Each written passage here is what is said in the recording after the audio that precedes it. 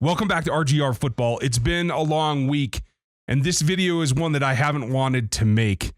As you all know by the headline, what this is about, it's something that took a concerted effort, and quite frankly, I was going to shoot a video for this, but I just can't get there from here. So right now, what I want to do is piece together and give you guys my reaction to the news of Terez Paylor's passing. Both from bits and pieces from all over, some of just my own recorded thoughts, as well as some pieces you'll recognize from the Locked On Chiefs podcast with my partner, Chris Clark, as we dedicate an episode to him as well. But the point of them all is to give you a little bit of background behind the scenes of what it was like to occasionally collaborate with and learn from everything that he did. For all he did for Chiefs Kingdom, for all of you and myself included. Terez Paylor, gone too soon. Chiefs Kingdom, this is going to be a tough one. I was recording with Matt Derrick here about an hour ago. As bad, I actually got through it, and we were recording when we heard the news of the passing of Terez Paylor, who was just on the show last week. And it is something but this is different because Terez has been somebody who's been on this show with us every year that we've done it multiple times, was always kind with his time, which we all know, even from when it was just beginning at the Star, became harder and harder to come by. And it just goes to show you that while this business and we being as non-traditional journalists, our step outside of what the regular beat writers do. There's room for people to get along. There's room for people to have a collegial attitude towards each other, even if they're not technically on the same level. And I always appreciated that about Terez.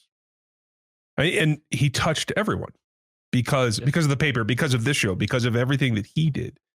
And it is a big Chiefs Kingdom, but it went beyond that too. The national side, fans of all franchises got to know him as it went on too. And I'm sure we'll get around to telling a couple of stories here in a little bit, but I just, you all know how terrible I am at grammar and spelling, right? For those of you who don't recall or have found us some years later, I actually used to try to write things and put paragraphs together, and it was ridiculously terrible. And I used to have to edit him, and trust me, it was bad. Yeah, it was. Still is. But I mean, back 16 or 17, maybe even before that, it might have been 15 now that I think about it. I started doing, some of my early film breakdowns where I did what a lot of the writers do, where you take screenshots. And at the time I wasn't even doing GIFs. It was just stills. Right. And I did my thing and what I thought then. He came on a couple weeks ago, a couple weeks after that. And rather than being what he could have been and saying, hey man, you're totally wrong on this. He's like, listen, man, you might want to go back and check that because you missed a couple things. And this isn't what it looks like. And he was actually helpful when he could have just either not even cared or to mention it or slap me around for it. You know what I mean? And it was for somebody who'd been in that position and done that and worked at doing those kinds of informational stories, not just writing about people. Not that there's anything wrong with just writing about people, but it's a different task. Yeah. He was helpful for me when he didn't know me from Adam. So I appreciated that about him from the beginning. And it's one of those deals. I mean, just a couple of weeks. I mean, not even a couple of weeks. A couple of days ago, we recorded with him prior to the Super Bowl.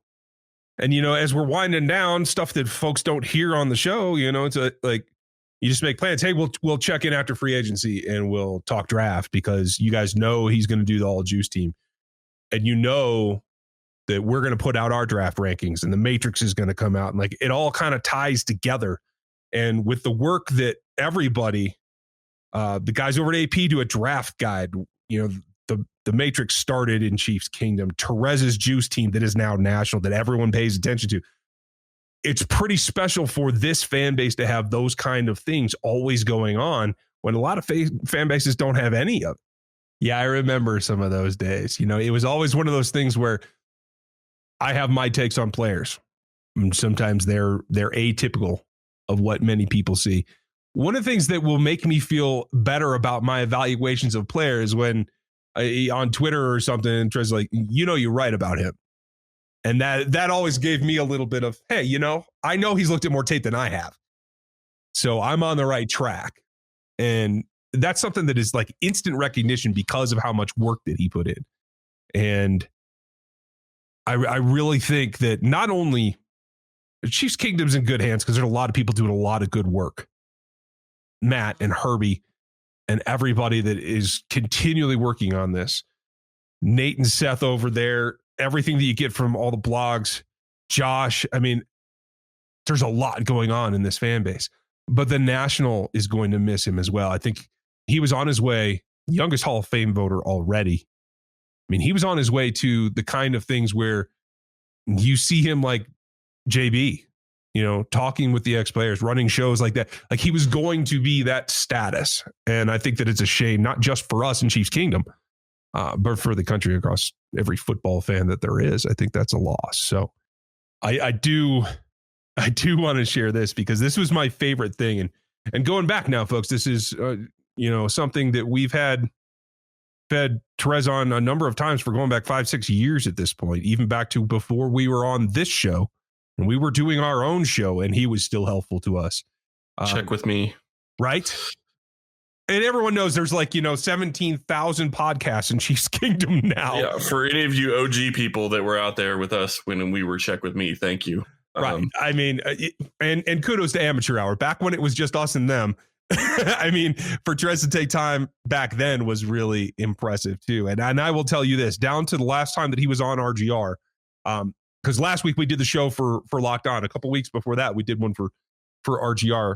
And on the video, it's a little bit different because it's a more compressed format. You don't go on as long as this podcast does. So the best thing about that is that we do, like we did on the podcast as well, we'd spend our 15 minutes talking ball, talking about, what's going on with the team and our takes and who said what and that kind of thing.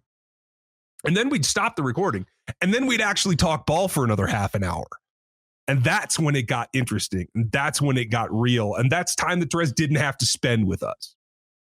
And me in particular, I always appreciated that. The last session on RGR, we went on for, and that's where it is. And I think at this point, we'll take a second of silence for him.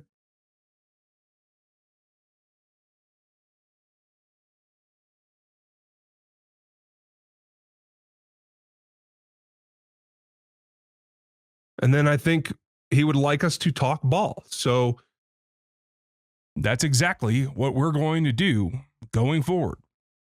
Thanks for watching.